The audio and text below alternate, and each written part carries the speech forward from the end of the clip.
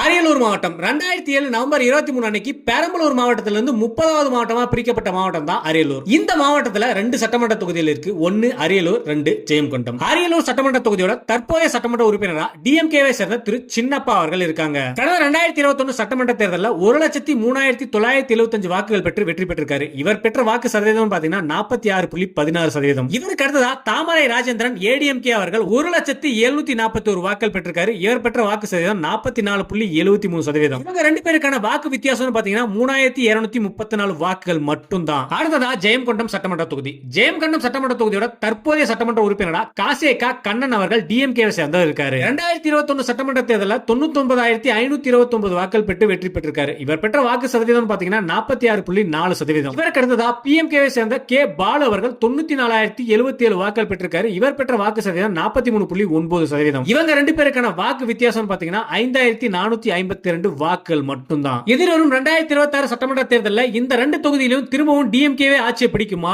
இல்ல மாற்றம் ஏற்படுமா அப்படிங்கறத மறக்காம கமெண்ட்ல சொல்லுங்க. அதே மாதிரி தற்போதைய சட்டமன்ற உறுப்பினர்களான இவங்க ரெண்டு பேரோட செயல்பாடுகள் எப்படி இருக்குன்னு கமெண்ட்ல சொல்லுங்க. அப்படியே நம்ம பேஜையும் ஃபாலோ பண்ணிக்கோங்க.